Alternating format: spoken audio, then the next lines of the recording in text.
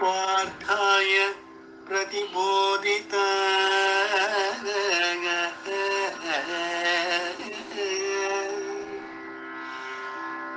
भगवता नारायणेन स्वयं व्यासेन ग्रथितं पुराणमुनिना मध्ये महाभारतम्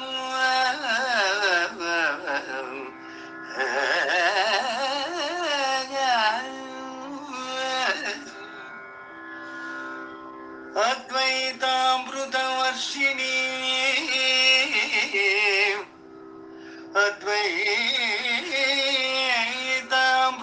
अद्वैतामृतवर्षिणी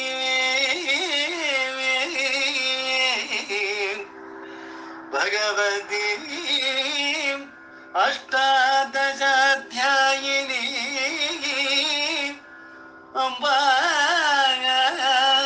त्वामनुसन्धदामि भगवद्गीते भवद्वेषिणी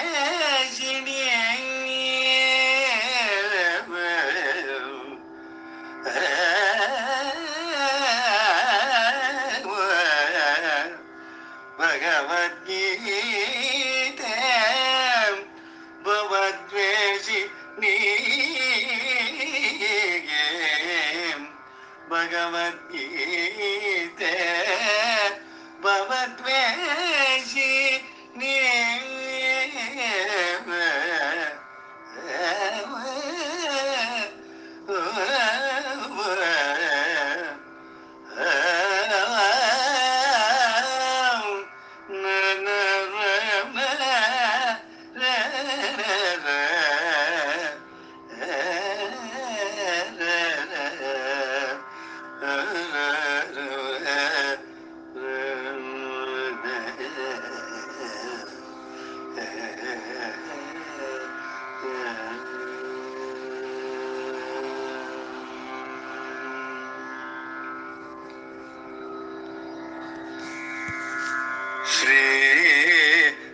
श्रीकृष्णं भजमानस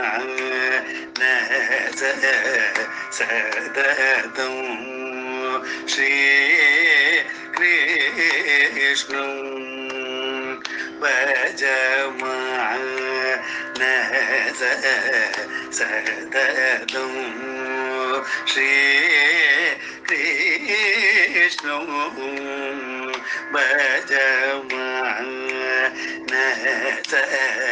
सततं श्रीकृष्णं भजमानस सततं श्रीकृष्णं भजमानस सततं श्रितजन परिपालं गोपालं पालं श्रीकृष्णं भजमानस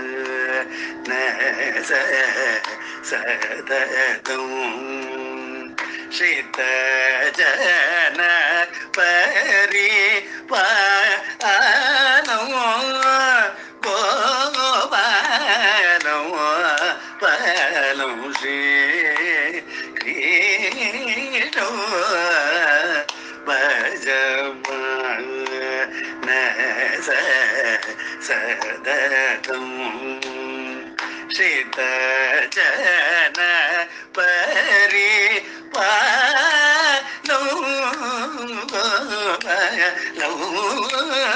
पालं श्रीकृष्णं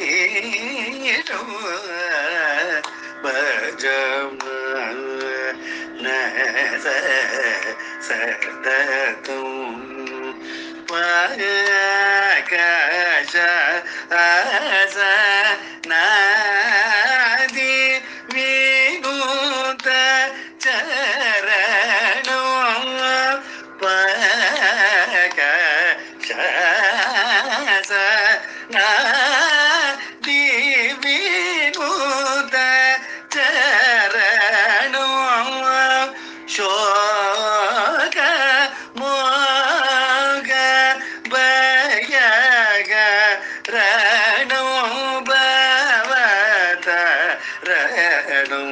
ಶೋಕ ಮೋಗ ಬಗೆ ತರಣು ಭವ ತರಣು ಶ್ರೀ ಕೃಷ್ಣ ಭಜಮ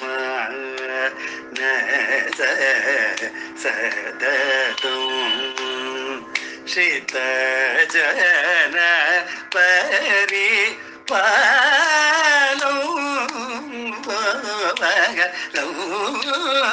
ಬಲೋ ಶ್ರೀ ಕೃಷ್ಣ ಭಜಮ ಸದತು ಶಂಕಚಕ್ರ ಗದ ಪಮವನ ಮಾಲು ಶಂಕಚಕ್ರ ಗದ ಪದ್ಮವನ ಮಾಲು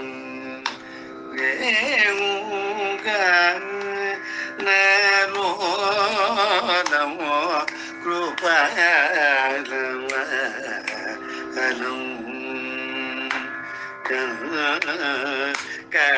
ಕಣಗೆಯೋ ಗುರಮ ಕೂಟ ಮಂಡಿತ ಕಮ ನೀಯ ಕನಕಮ ಯಜಯಲಂ ಪಂಕಜ ಸನಾದಿ ದೇವ ಮಗಿತಂ ಶ್ರೀ ಗುರು ಗುಗವಿಗಿತ ರಮಾ ಸಗಿತಂ ಪಂಕಜ ಸನಾದಿ ದೇವ ಮಗಿತಂ ಶ್ರೀ ಗುರು ಗುಗವಿಗಿತಂ ರಮಾ ಸಗಿತಂ ಪಂಕಜ ಸನಾದಿ ದೇವ ಮಗಿತಂ ಶ್ರೀ ಗುರು ಗುಗವಿಗಿತಂ ರಮಾ ಸಗಿತಂ ಪಂಕಜದಳ ನಯನಂ ಬಡ ಜಯನಂ ಗುರು ಭವದ ಮುರಾರೀಶಂ ಲೋಕೇಶಂ ಪಂಕಜದಳ ನಯನಂ ಬಡ ಜಯನಂ ಗುರು ಭವನ ಮುರಾರೀಶಂ ಲೋಕೇಶಂ ಶ್ರೀ ಕೃಷ್ಣ ಭಜಮ ಸದತು ಶ್ರಿತ ಜನ ಪರಿ ಪಾಲೋ ಪಾಲೋ ಶ್ರೀ ಕೃಷ್ಣ ಭಜಮ ಸದತು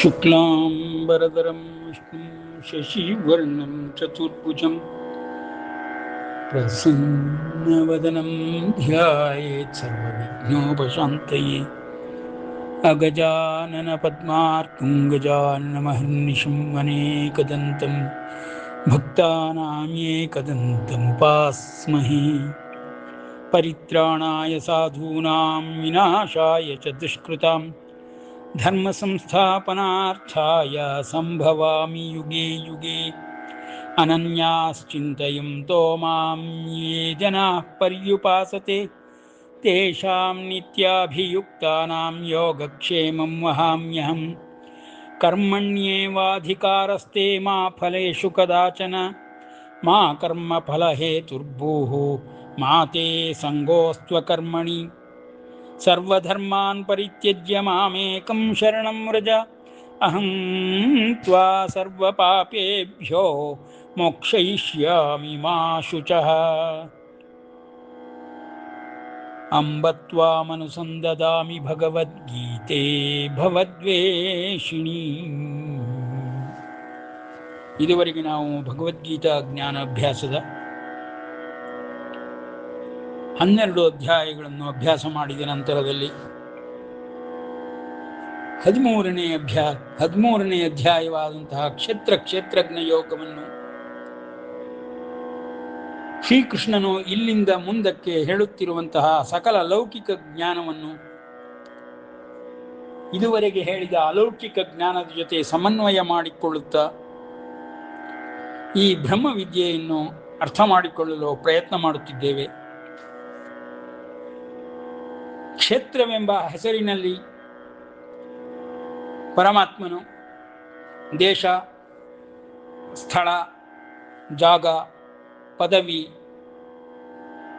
ಮತ್ತು ಕೆಲಸ ಈ ರೀತಿಯ ಎಲ್ಲ ಅರ್ಥಗಳನ್ನು, ಶ್ಲೇಷಾರ್ಥಗಳನ್ನು ವಿಮರ್ಶೆ ಮಾಡುತ್ತಾ ಶರೀರವೆಂಬ ಈ ಕ್ಷೇತ್ರವನ್ನು ಕ್ಷೇತ್ರಜ್ಞನಾಗಿ ನಾನೇ ಆಕ್ರಮಿಸಿರುತ್ತೇನೆ, ಧರಿಸಿರುತ್ತೇನೆ, ಒಳಗಿರುತ್ತೇನೆ, ಕ್ಷೇತ್ರಜ್ಞನು ನಾನೇ ಎಂಬುದಾಗಿ ಪರಮಾತ್ಮನು ಹೇಳಿದ ನಂತರದಲ್ಲಿ 2-3ನೆಯ ಶ್ಲೋಕದ ನಂತರ ಬಂದ ಬಹುವಿಧವಾದ ಅನೇಕವಾದ ಅರ್ಥಗಳಲ್ಲಿ ಈ ಕ್ಷೇತ್ರಜ್ಞ ಎಂಬುದು ಇಡೀ ವಿಶ್ವವೇ ಆಗಿದೆ ಎಂಬುದನ್ನು ನಾವು ತಿಳಿದುಕೊಳ್ಳಬಹುದು. ಈ ವಿಶ್ವದ ಬಗ್ಗೆ, ವಿಶ್ವದ ವ್ಯವಸ್ಥೆಯ ಬಗ್ಗೆ ಮತ್ತು ಈ ವಿಶ್ವ ಇರುವ ರೀತಿ ನೀತಿಗಳ ಬಗ್ಗೆ ಭಗವಂತನು ಹೇಳುತ್ತಾ ಅದು ಎಲ್ಲವೂ ಸಂಕ್ಷಿಪ್ತ ರೂಪದಲ್ಲಿ ಒಂದು ದೇಹದಲ್ಲಿ ಜೀವ ಇರುವ ತನಕವೂ ತಿಳಿಯಲ್ಪಡುವಂತಹ ಈ ಅದ್ಭುತವಾದ ಲೌಕಿಕ ಜ್ಞಾನ, ಕ್ಷೇತ್ರಜ್ಞಾನ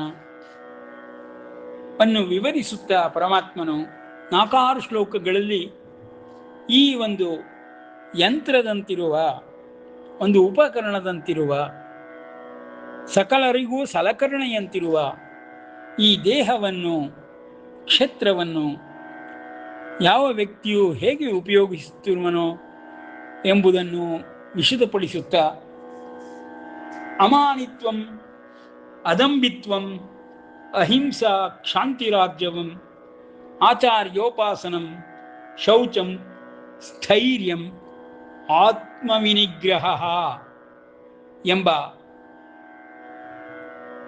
ಅದ್ಭುತವಾದ ಶೀಲ ಕರ್ಮಗಳನ್ನು ಪರಮಾತ್ಮನು ವರ್ಣಿಸುತ್ತಾ ಪ್ರತಿಯೊಬ್ಬ ವ್ಯಕ್ತಿಯು ಶೀಲ ಮತ್ತು ಸನ್ನಡತೆಯನ್ನು ಕಾಪಾಡಿಕೊಳ್ಳಲು ಇವುಗಳನ್ನು ರಕ್ತಗತ ಮಾಡಿಕೊಳ್ಳಬೇಕು, ಮನೋಗತ ಮಾಡಿಕೊಳ್ಳಬೇಕು, ಬುದ್ಧಿ ಪ್ರಜ್ಞೆಗಳಲ್ಲಿ ಒಂದಾಗಿಸಿಕೊಳ್ಳಬೇಕು.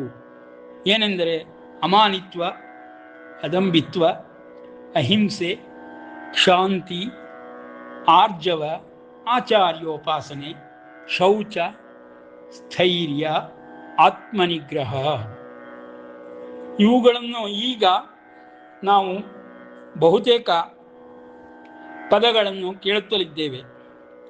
ಈಗ 16 ವರ್ಷಗಳಿಂದ ಶೌಚವಾಗಲಿ ಸಾರ್ವಜನಿಕವಾಗಿ ಆಚರಿಸುತ್ತಿದ್ದೇವೆ ಮತ್ತು ಆತ್ಮನಿರ್ಭರತೆಯನ್ನು ನಾವು ಗುರಿಯನ್ನಾಗಿಸಿಕೊಂಡು ಸಂಕಲ್ಪ ಮಾಡಿದ್ದೇವೆ. ಇಂತಹ ಪದಗಳನ್ನು ಪರಮಾತ್ಮನು ಶೀಲವೆಂಬುದಾಗಿ ಹೇಳುತ್ತಾ ಸನ್ನಡತೆಯನ್ನು, ಸನ್ಮಾರ್ಗವನ್ನು ತೋರಿಸುತ್ತಾ ಸಕಲ ಜೀವರಾಶಿಗಳಿಗೂ, ವಿಶ್ವಾದ್ಯಂತ ಸಕಲ ಜೀವಗಳಿಗೂ ಮಾರ್ಗಸೂಚಿಗಳನ್ನು, ಈ ದೇಹವೆಂಬ ಕ್ಷೇತ್ರವನ್ನು ಹೇಗೆ ಉಪಯೋಗಿಸಿಕೊಳ್ಳಬೇಕೆಂಬುದನ್ನು ತಿಳಿಸುತ್ತಲಿದ್ದಾನೆ. ಕ್ಷೇತ್ರಜ್ಞ ಯೋಗದಲ್ಲಿ ಇಂದ್ರಿಯಾರ್ಥೇಷು ವೈರಾಗ್ಯಂ ಅನಹಂಕಾರ ಏವ ಚ ಜನ್ಮ ಮೃತ್ಯು ಜರಾ ವ್ಯಾಧಿ ದುಃಖ ದೋಷಾನು ದರ್ಶನಂ ಆಸಕ್ತಿರ್ ಅನಭಿಶ್ವಂಗಃ ಪುತ್ರದಾರಾ ಗೃಹಾದಿಷು ನಿತ್ಯಂಚ ಸಮಚಿತ್ತತ್ವಂ ಇಷ್ಟಾನಿಷ್ಟೋಪಪತ್ತಿಷು ಮಯಿ ಚ ಅನನ್ಯಯೋಗೇನ ಭಕ್ತಿರವ್ಯಭಿಚಾರಿಣಿ ವಿವಿಕ್ತ ದೇಶ ಸೇವಿತ್ವಂ ಅರತಿರ್ಜನ ಸಂಸದೀ. ಇಷ್ಟು ಅದ್ಭುತವಾಗಿ ಪರಮಾತ್ಮನ ವಿಶ್ಲೇಷಣೆಯನ್ನು ಮಾಡುತ್ತಿದ್ದಾನೆಂದರೆ, ಈ ದೇಹವನ್ನು ಉಪಯೋಗಿಸುವ ರೀತಿಯನ್ನು ತಿಳಿಸುವುದರ ಜೊತೆಗೆ ಸಾಧಿಸಬೇಕಾದಂತಹ ಸಾಧನೆಗಳನ್ನಾಗಲಿ ಸಿದ್ಧಿಗಳನ್ನಾಗಲಿ ಸಾಧ್ಯಗಳನ್ನಾಗಲಿ ವರ್ಣಿಸುತ್ತಿದ್ದಾನೆ.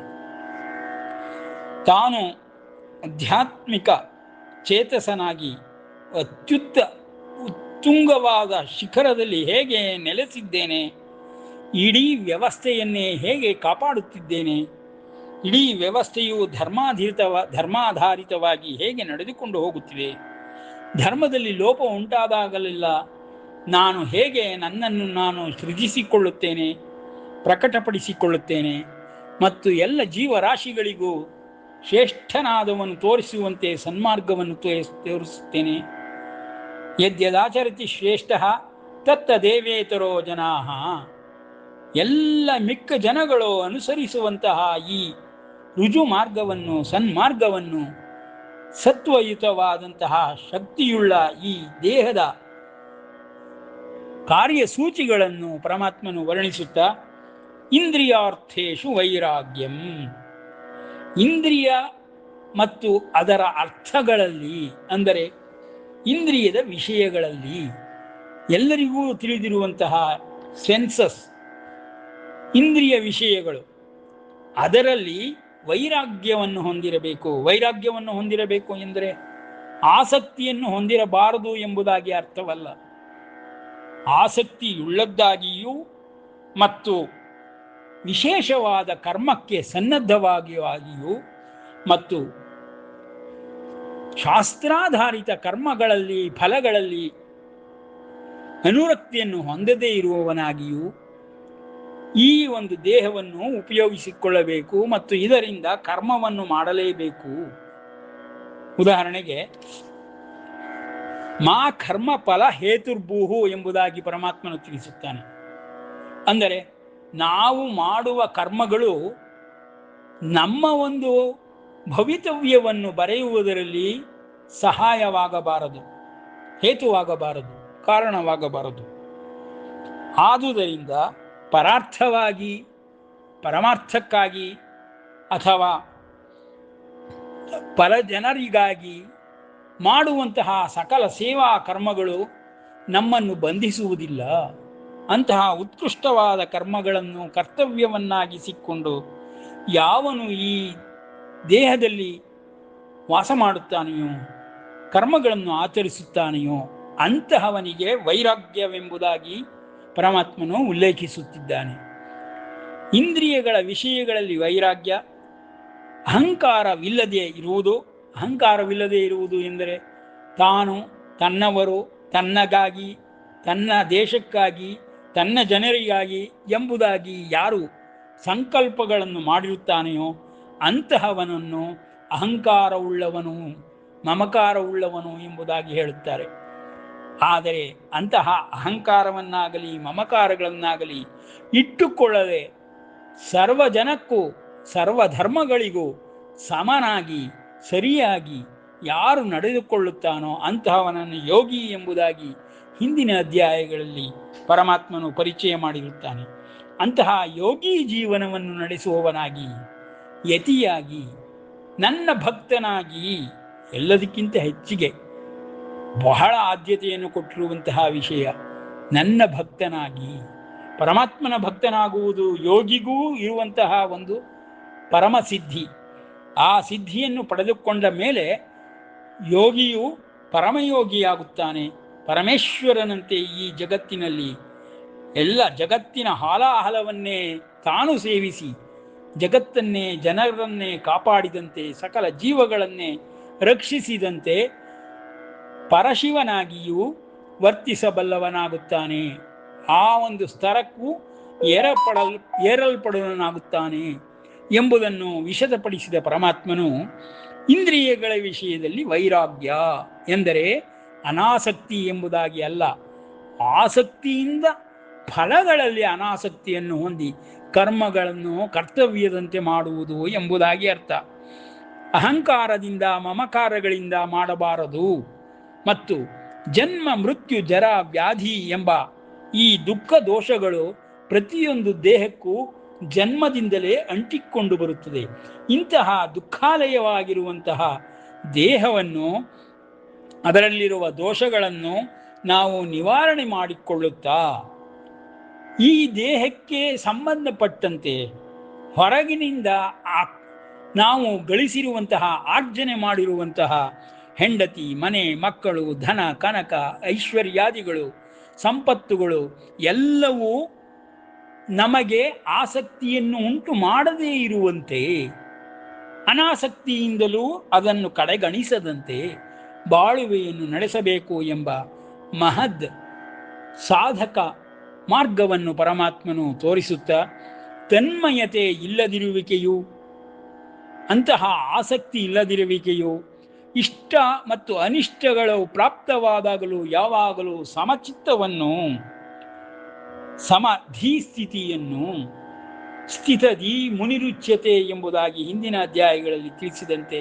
ಪ್ರತಿಯೊಬ್ಬನು ತನ್ನ ಧೀ ಪ್ರಜ್ಞೆಯನ್ನು ಸಮಸ್ಥಿತಿಯಲ್ಲಿ ಕಾಪಾಡಿಕೊಳ್ಳುತ್ತಾ ಫಲಗಳಲ್ಲಿ, ಕರ್ಮ ಫಲಗಳಲ್ಲಿ ನಿರಾಸಕ್ತನಾಗಿ, ಅಂದರೆ ವೈರಾಗ್ಯವನ್ನು ಹೊಂದಿ, ಕರ್ಮಗಳಲ್ಲಿ ಆಸಕ್ತನಾಗಿ ಸಕಲ ಕರ್ಮಗಳನ್ನು ಪರಹಿತಕ್ಕಾಗಿ, ಜನಹಿತಕ್ಕಾಗಿ ಮಾಡುತ್ತಾ ಯಾರು ಬದುಕುತ್ತಾರೆಯೋ ಅಂತಹವರು ಭಗವಂತನ ಅನನ್ಯ ಯೋಗವನ್ನು ಸಾಧಿಸುತ್ತಾರೆ. ಮತ್ತು ನನ್ನಲ್ಲಿ ಅನನ್ಯ ಯೋಗದ ಮೂಲಕ ಅವ್ಯಭಿಚಾರಿ ಭಕ್ತಿಯನ್ನು, ಹಾಗೆಂದರೆ ನಮಗೆ 108 ದೇವತೆಗಳು ನಮ್ಮ ಆಸೆಗಳನ್ನು ಪೂರೈಸುವಂತಾಗಿ ಕಾಣಿಸಿಕೊಳ್ಳುತ್ತಾರೆ. ಅಂತಹ 108 ದೇವತೆಗಳಿಗೆ ನಾವು ಶರಣು ಬಾರದೆ, ಭಕ್ತಿ ಮಾಡದೆ, ನಮ್ಮ ಆಸೆಗಳಿಗೋಸ್ಕರವಾಗಿ, ಆಮಿಷಗಳಿಗೋಸ್ಕರವಾಗಿ ಬದುಕು ಮಾಡದೆ, ಭಗವಂತನಲ್ಲಿ ಅವ್ಯಭಿಚಾರಿ ಭಕ್ತಿಯನ್ನು ಯಾರು ಮಾಡುತ್ತಾನೆಯೋ ಮತ್ತು ವಿಶ್ವಾತ್ಮನಾದ ಸರ್ವಾಂತರ್ಯಾಮಿಯಾದ ಭಗವಂತನಲ್ಲಿ ಭಕ್ತಿಯನ್ನು ಯಾರು ಮಾಡುತ್ತಾನೆಯೋ, ಅನನ್ಯ ಯೋಗದಿಂದ ಅವನಲ್ಲಿ ಒಂದಾಗಿ ಯೋಚಿಸುತ್ತಾನೆಯೋ, ಅವನಂತೆಯೇ ನಡೆದುಕೊಳ್ಳುತ್ತಾನೆಯೋ, ಅಂತಹ ಮಹಾಶೀಲವನ್ನು ಹೊಂದಿರುವಂತಹ, ಸಕಲ ಕರ್ಮಗಳನ್ನು ಕರ್ತವ್ಯದ ರೂಪದಲ್ಲಿ ಮಾಡುತ್ತಾ ಯಜ್ಞ ಉಪಾಸನೆಗಳನ್ನು ಯಾರು ಮಾಡುತ್ತಾನೆಯೋ ಅಂತಹವನು ಅಧ್ಯಾತ್ಮ ಜ್ಞಾನದಲ್ಲಿ ನಿಷ್ಠೆಯನ್ನು ಮತ್ತು ತತ್ವಜ್ಞಾನಾರ್ಥದ ಆಲೋಚನೆಗಳನ್ನು, ಇದು ನಿಜವಾದ ಜ್ಞಾನ ಎಂದು ಹೇಳಲ್ಪಟ್ಟಿದೆ ಎಂಬುದನ್ನು ಅರ್ಥ ಮಾಡಿಕೊಂಡು ನಿಶ್ಚಿತ ಬುದ್ಧಿಯಿಂದ, ಸಂಕಲ್ಪದಿಂದ ಯಾರು ಭಗವಂತನಲ್ಲಿ ಅವ್ಯಭಿಚಾರಿ ಭಕ್ತಿಯನ್ನು ಮಾಡಬಲ್ಲನೋ ಅಂತಹ ಮಹನೀಯನನ್ನು ಪರಮಾತ್ಮನು ಹೊಗಳುತ್ತಾ, ಅವನೇ ಶ್ರೇಷ್ಠನಾದವನು, ಅಂತಹವನು ಲೋಕಕ್ಕೆ, ಇನ್ನಿತರ ಎಲ್ಲ ಜೀವರಾಶಿಗಳಿಗೆ ಮಾರ್ಗದರ್ಶನ ಮಾಡುವಂತಹ ಮರ್ಯಾದಾ ಪುರುಷೋತ್ತಮನಾದ ರಾಮಚಂದ್ರನಂತೆ, ಧರ್ಮಪ್ರಭುವಾದ ಶ್ರೀರಾಮನಂತೆ ಬದುಕಿ ಬಾಳುವೆ ನಡೆಸಬೇಕು ಎಂಬ ತತ್ವಾರ್ಥಗಳನ್ನು ಪರಮಾತ್ಮನು ಪುನಃ ಪುನಃ ಉಲ್ಲೇಖಿಸುತ್ತಾ, ಆಧ್ಯಾತ್ಮ ಜ್ಞಾನ ತತ್ವ ನಿತ್ಯತ್ವಂ ತತ್ವಜ್ಞಾನಾರ್ಥ ದರ್ಶನಂ ಏತ ಜ್ಞಾನಮಿತಿ ಪ್ರೋಕ್ತಂ ಅಜ್ಞಾನಂ ಯದತೋ ಅನ್ಯಥಾ. ಇದಕ್ಕೆ ಹೊರತಾಗಿರುವುದೆಲ್ಲವೂ ಅಜ್ಞಾನ. ಈ ಲೌಕಿಕದಲ್ಲಿ, ಈ ಲೋಕಗಳಲ್ಲಿ ನಡೆಯುತ್ತಿರುವುದೆಲ್ಲವೂ ಬದಲಾವಣೆಗೆ ಒಳಪಡುವುದರಿಂದ, ಪ್ರತಿಯೊಬ್ಬನ ದೇಹವು ಬದಲಾವಣೆಗೆ ಒಳಪಡುವುದರಿಂದ ಇವೆಲ್ಲದರ ಜ್ಞಾನವು ಅಜ್ಞಾನವೆಂಬುದಾಗಿಯೇ ಪರಮಾತ್ಮನು ಘೋಷಿಸುತ್ತಾನೆ. ಅಜ್ಞಾನಂ ಯಥತೋನ್ಯಥಾ ಜ್ಞೇಯಂ ಯತ್ ಪ್ರವಕ್ಷ್ಯಾಮಿ. ನಾನು ಹೇಳುವ ಈ ಅಧ್ಯಾತ್ಮ ಜ್ಞಾನವನ್ನು, ನಿಜವಾದ ಬ್ರಹ್ಮವಿದ್ಯೆಯನ್ನು ನೀನು ಕಲಿತುಕೋ ಅರ್ಜುನ. ಯಜ್ಞಾತ್ವ ಕಲಿತುಕೊಂಡರೆ ಅಮೃತಮಶ್ನುತೆ, ಅಮೃತತ್ವವನ್ನು ಪಡೆದುಕೊಳ್ಳುವೆ. ದೇವತಾದಿಗಳು, ಋಷಿ ಮುನಿಯಾದಿ ಎಲ್ಲರೂ ಅಮೃತತ್ವವನ್ನು ಪಡೆದಿದ್ದಾರೆ. ಅದೇ ರೀತಿಯಲ್ಲಿ ನೀನು ಅಮೃತತ್ವವನ್ನು ಪಡೆಯಬೇಕು. ಅನಾದಿ ಮತ್ಪರಂ ಬ್ರಹ್ಮ. ಬ್ರಹ್ಮನೆಂದರೆ ಅನಾದಿಂ ಮತ್ಪರಂ, ನನ್ನ ಪರವಾಗಿಯೇ ಇರುವಂತಹ ಬ್ರಹ್ಮ. ಅನಾದಿ ಮತ್ಪರಂ ಬ್ರಹ್ಮ ನ ಸತ್ತನ್ನಾಸದುಚ್ಯತೆ. ಇದು ಸತ್ತು ಅಲ್ಲ, ಅಸತ್ತು ಅಲ್ಲ ಎಂಬುದಾಗಿ ಹೇಳಲ್ಪಟ್ಟಿರುವಂತಹ ಈ ಬ್ರಹ್ಮನ ವಿಷಯವನ್ನು ಸಂಪೂರ್ಣವಾಗಿ ತಿಳಿದುಕೊಳ್ಳಬಹುದು.